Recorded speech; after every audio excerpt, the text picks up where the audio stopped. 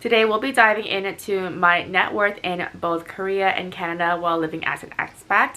I was considering whether or not to do this video just because I did recently do a net worth video for you guys not too long ago, but it being December and the end of the year, why not use this video as a comparison for future net worth videos, and maybe you guys are curious as to how well I'm doing in regards to my investment, savings, and all that good stuff. So if you're new here, my name is Yvonne. I'm currently living in Korea with my partner and 2 cats. I do not have any debt. My rent is supported through my workplace, therefore I don't pay anything. I do pay for my own utilities, bills, and things like that. So that gives you an idea as to what my financial situation is like. There is no way for me to improve my current spending power just because I am currently capped at the highest possible salary grade that I am able to receive because I've been here for so long, but there is a maximum that you can receive here as an English teacher. So there's that as well, but let's go ahead and get right into it. Before we begin, I wanted to mention that normally I would convert my currency from Korean won to US dollars, but because a lot of my other accounts are already in Canadian dollars, I'm just gonna do Korean won to Canadian dollar conversion. You guys can still follow on pretty easily, so I think that's going to be the method I'll be doing for future videos. I also have my laptop right here. We're going to do a little bit of a screen recording. Before, I would have screenshots of things, but I felt like having a screen recording might be a little bit easier for you guys to see the numbers. So we're going to try this out and see how it goes. If it works, it works. If it doesn't, we'll just change things up.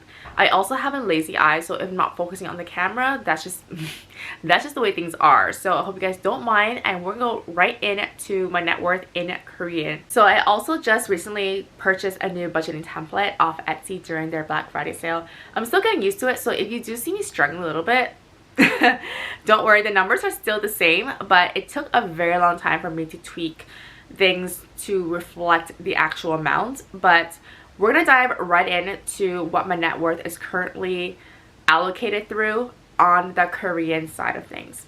So over here you can see that the asset distribution is investments for the most part, and then savings, and then cash. For cash, I don't really like to include my cash accounts as part of my net worth calculation just because it fluctuates so much, but I'm going to show you guys what is currently under my cash accounts. So here you can see there is main and joint. Main is just my personal main checking account. This is where all my personal bills, spending, it gets taken off from there. Joint account is for my family expenses. Do not worry about the other numbers because it is supposed to be from January to December, but currently it is December, so that's where you see random numbers. But for the most part, if you just look at this column here, that's what you can just look at. So I have a total of 3,793,669 Korean won. This is definitely a little bit off because I have been using my checking account and then my joint card for current expenses. So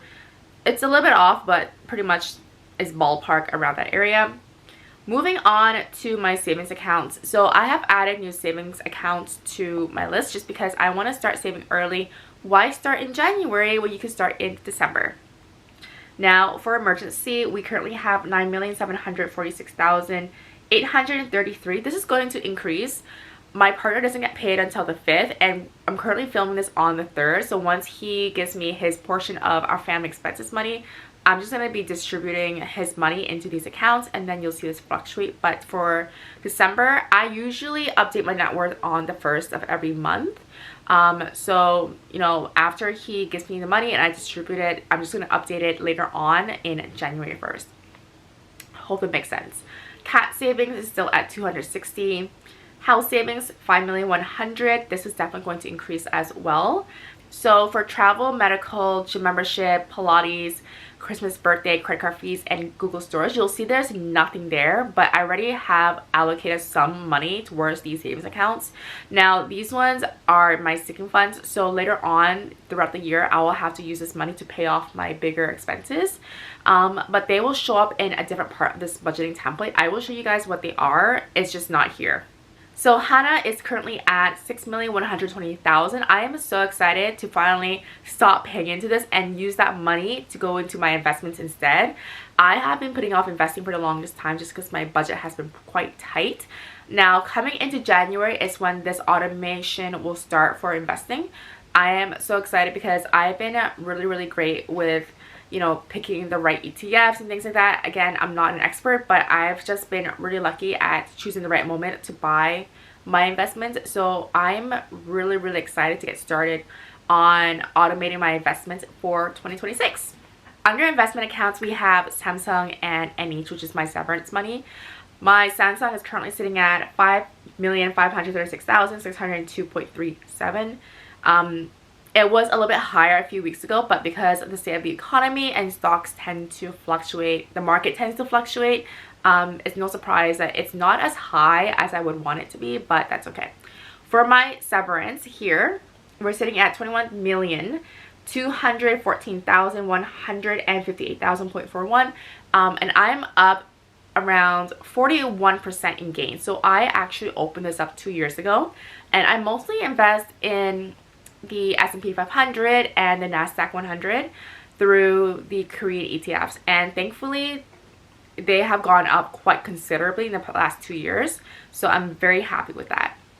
For my additional assets, I have a CMA and I also have an account with IBK.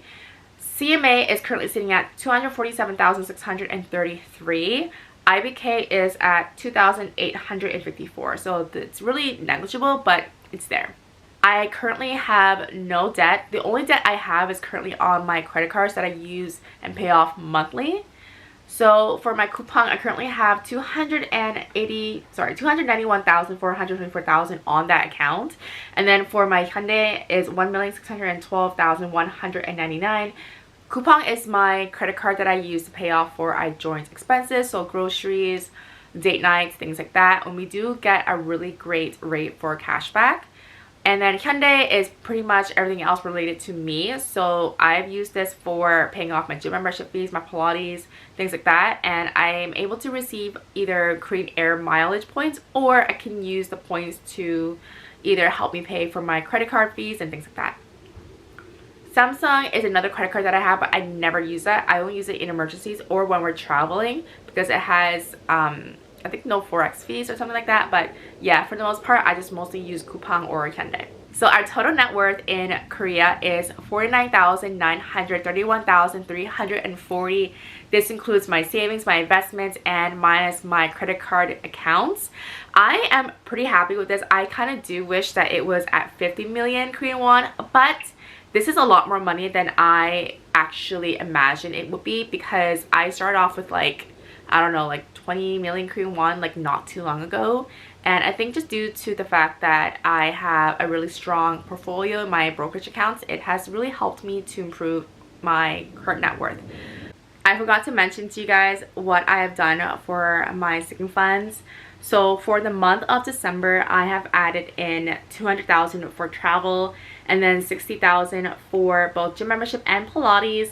For birthdays is sitting at 50,000, and then for my Google storage is at 40,000. I actually started to cash stuff again, so this is instead of me putting money aside in my virtual bank accounts, I actually just deposit money in cash and put it into my envelopes, and I'll show you guys that in my other videos. Alright, let's go into my Canadian net worth. Now this includes all of my investment accounts and savings accounts in Canada. As a little bit of a preface, I never really touch these accounts. I do reinvest my dividends, so that's how the numbers can increase and all that jazz. But because a lot of these are in my investment accounts, I'm actually very surprised at the numbers. I usually update it on the first of the month, and that means that I'm usually expecting a higher return. So it has consistently gone up, but things are a little bit different this month, and I'll explain a little bit more in detail as we go through each account. So starting off with my TD RDSP in December, it is currently at 171,814.91. You can tell that there is a difference between November and December because of the state of the economy, the markets, things like that. That is bound to happen, but I was a little bit disappointed to see that this dipped down a little bit because I'm so used to an increasing projection. Seeing that number be a little bit less than the previous month was shocking and disappointing, but it is what it is. That's what happens when you invest in a stock market. Things are supposed to go down because things will eventually go up again. Moving on to my TD TFSA is currently at 7,206.73. Again, I do invest some stocks into this account as well. That's why there is a little bit of a dip. As for my high interest savings account, it is at 648.53. I don't really get a lot of interest out of this, but it's sitting there. And I think when I made this account is that I made it so I don't have access to this account unless I go to the bank teller. And I think the reason why I did this was because I wanted to make sure that I was being more responsible. So me limiting access to withdrawals and deposits to this account really made sure that I didn't touch this money, and I did a great job at it because I literally can't do anything with this money. So for my Wealth Simple, this is for my personal savings, we have 2,430.74. My emergency is at $2,044.60. My taxes, this is for when I have to report my South Korean income to the Canadian government, and sometimes I do actually need to pay income tax on it. A lot of people don't think that because they are living and working in Korea, they don't need to file and report their taxes to Canada, but they do. Anyways, I do have money in here. It is currently sitting at $12,251.74. Going from speaking about Korean won to Canadian dollars is like confusing me. Okay, my TFSA 20,480.28, and then my first time home buyers account is at 8,732.81. like all these numbers have dipped down, but just by a little bit, but I'm a little bit sad. I won't lie, I'm a little bit sad. Alright, my RRSP sitting at 61,410.77, and then my checking account in Tangerine really hasn't moved much, and then again it's just sitting there. I don't know what to do with this money, but I don't want to put it into a brokerage account. I don't want to put it into my cash account, so it's just going to sit there. Don't ask me why, but I'm just okay with having that money there in case I do need it. So as you can see, my percentage of change from November to December is at 0. Like, it's such a small change that you can't even put a number there. I'm actually quite sad about it, but it is what it is. So my total net worth in Canada is $287,821.20. Still very close to 300. So maybe that will be my goal for next year. 2026 will be my goal, where I have 300,000 in net worth. We'll see that happens depending on how the market goes, but I wasn't expecting to have this much money by the end of this year. I was expecting to kind of be capped at 265,000 in my Canadian investment accounts, but the fact that I'm way over above that goal makes me really happy, despite the fact that my investments aren't doing so hot. My goal for 2026 is to be better at investing and saving, especially automating my investments. I'm going to start doing that, especially for my Korean income and things like that. For my Canadian income, I don't need to worry about it. I'm just going to let it sit and it'll just grow on its own. But I do need to have a more active part in my Korean investments. But that's pretty much it for my net worth update. Thank you so much for following along with me. I hope you have a wonderful December, New Year, holidays, whatever that might be for you. And I'll see you guys in my next video. Bye!